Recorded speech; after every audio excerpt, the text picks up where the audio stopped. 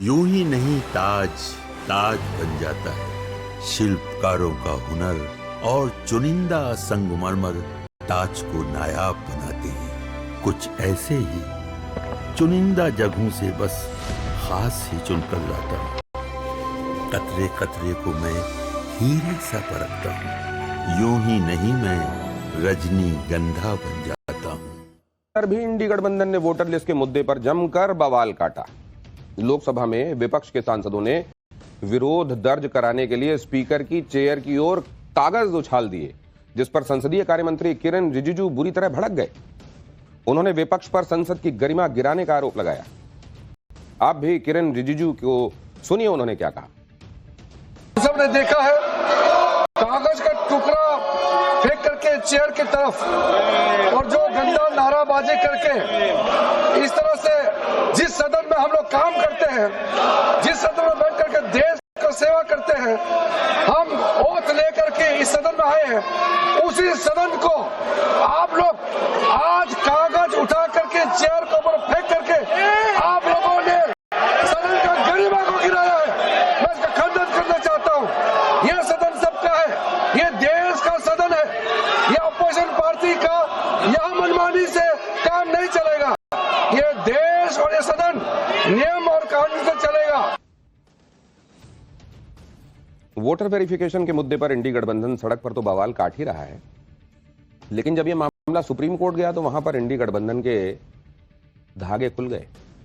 बिहार में voter verification को लेकर इंडी गठबंधन यही कह रहा है कि इससे करोड़ों लोगों के नाम कट जाएंगे, लेकिन सुप्रीम कोर्ट में आज सुनवाई में जो बातें सामने आई उससे तो इंडी गठबंधन के सारे नैरेटिव की धज्जियां ही उड़ गईं।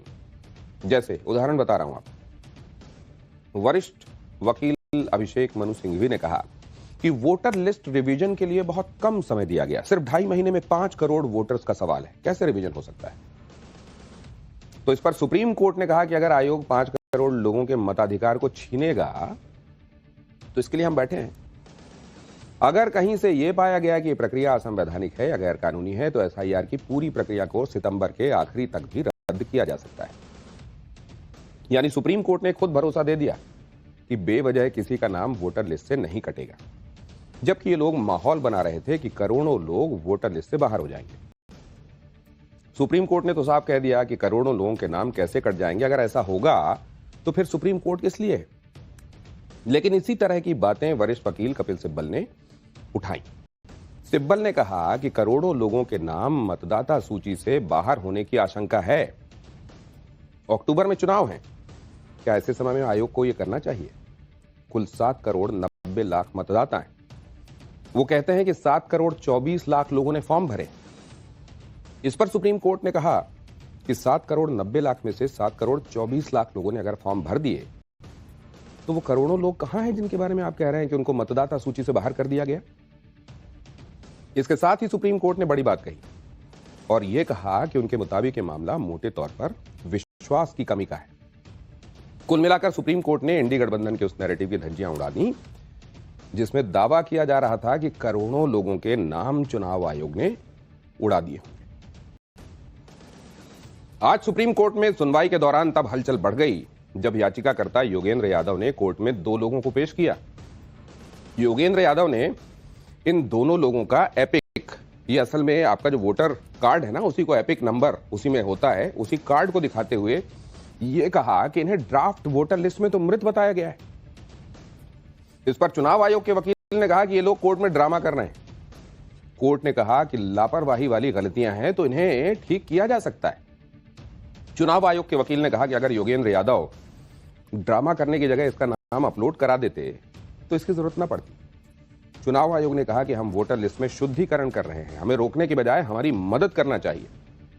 अरे इतना बड़ा काम है, करोड़ों करोड़ लोगों को रिवाइज करना है, देखना है कि उनका नाम सही है कि नहीं। यार आप सब भी बताइए कि क्या गलत आदमी को वोट डालने का अधिकार मिलना चाहिए? नहीं मिलना चाहिए। आदमी सच्चा हो, जेन्युइन हो, इस देश का नागरिक हो, वोट देने का अधिकार रखता हो, यह सुनिश्चित करने के बाद ही उसको वोट देना चाहिए। अगर यह प्रक्रिया अपनाई जा रही है और यह मैमथ टास्क है, ऐसा नहीं है कि 10-12 लोगों के नाम रिवाइज करने हैं, करोड़ों करोड़ लोगों का नाम उसमें देखना है कि सही है कि नहीं। उसमें कहीं अगर कोई गलती है, कोई टाइपो एरर है या इस तरह की कोई गलती है तो इस देश का नागरिक होने की हैसियत से और जिम्मेदार विपक्ष होने की हैसियत से उसको ठीक कराने की दिशा में सहयोग करना चाहिए। लेकिन क्या यहां वो हो रहा है? इसी तरह वरिष्ठ वकील कपिल सिब्बल ने भी आज सुप्रीम कोर्ट में यह कहा कि बिहार की ड्राफ्ट लिस्ट में भी ऐसे लोग हैं जो मर चुके हैं, जिन्हें जिंदा दिखाया गया, और ऐसे भी लोग हैं जो जिंदा हैं लेकिन उन्हें मृत बता दिया गया। कपिल सिब्बल ने ऐसे 12 लोगों का उदाहरण दिया जो जिंदा हैं लेकिन उन्हें मृत बता दिया गया। इस पर चुनाव आयोग ने कहा कि यह ड्राफ्ट रोल है। हमने नोटिस देकर सबसे कहा है कि उन्हें जो भी आपत्ति है, जो भी दिक्कत है, वो बताएं। चुनाव आयोग ने माना कि कुछ गलतियां तो होगी ही, लेकिन उनको दुरुस्त करने के लिए स्कोप है, प्रोविजन है, लोग अपनी शिकायतें दर्ज करा सकते हैं और हम उसको करेक्ट करेंगे। जहां तक जिंदा और मृत लोगों की बात है तो एक एप्लीकेशन देकर ही उसे सही कराया जा सकता है। यानी सुप्रीम कोर्ट में आज की सुनवाई में यही निकल कर आया कि अगर इतनी बड़ी प्रक्रिया हो रही है तो कुछ छोटे मोटे मामले निकल कर भी आते हैं और उन्हें सही करवाया जा सकता है। हर किसी को इसमें अपनी तरफ से सहयोग करना चाहिए, लेकिन पूरी प्रक्रिया पर ही सवाल उठा देना, कह देना कि करोड़ों लोगों के वोट काटे जा रहे हैं, पूरी दाल ही काली है, कुएं में भांग घुली हुई है, ये सब माहौल बनाने के लिए किया जा रहा है। सुप्रीम कोर्ट में आज सुनवाई के दौरान आधार कार्ड पर भी बात हुई, जिसे लेकर इंडी गठबंधन ये आपत्ति जता चुका है कि चुनाव आयोग तो मनमानी कर रहा है, क्योंकि चुनाव आयोग ने आधार कार्ड को दस्तावेज के तौर पर माना ही नहीं। आज सुनवाई के दौरान दस्तावेजों को लेकर जबरदस्त बहस हुई। कपिल सिब्बल कोर्ट को यह बता रहे थे कि जो दस्तावेज चुनाव आयोग ने मांगे वो देना मुश्किल है, कागज नहीं दिखाएंगे। दूसरी तरफ कोर्ट ने इस बात पर हैरानी जताई कि इतना क्या मुश्किल है। कोर्ट में जो सुनवाई हुई वो आपको बताता हूं, देखिए सीक्वेंस में, देखिए कैसे क्या हुआ। कपिल सिब्बल, उन्होंने कहा कि दस्तावेजों को लेकर बेसिक चीज ही गायब है। इस पर सुप्रीम कोर्ट ने कहा कि फॉर्म में यह कहा गया कि इनमें से कोई भी एक दस्तावेज दिया जा सकता है, सारे दस्तावेज, सारे डॉक्यूमेंट्स देने ऐसा जरूरी नहीं है। इस पर कपिल सिब्बल ने कहा कि बिहार के लोगों के पास ये दस्तावेज नहीं है, यही तो हमारा पॉइंट है। तो सुप्रीम कोर्ट ने पूछा कि क्या बिहार भारत का हिस्सा नहीं है? अगर बिहार के लोगों के पास ये दस्तावेज नहीं है तो फिर देश के बाकी हिस्सों में भी लोगों के पास ऐसे दस्तावेज नहीं होंगे जो चुनाव आयोग ने मांगे, जो कि बिल्कुल वैलिड ऑब्जर्वेशन है। इस पर कपिल सिब्बल ने कहा कि बिहार में सिर्फ 3% लोगों के पास बर्थ सर्टिफिकेट है, 2.7% लोग ऐसे हैं जिनके पास पासपोर्ट है, 14.71% ऐसे हैं जिनके पास 10वीं का सर्टिफिकेट है।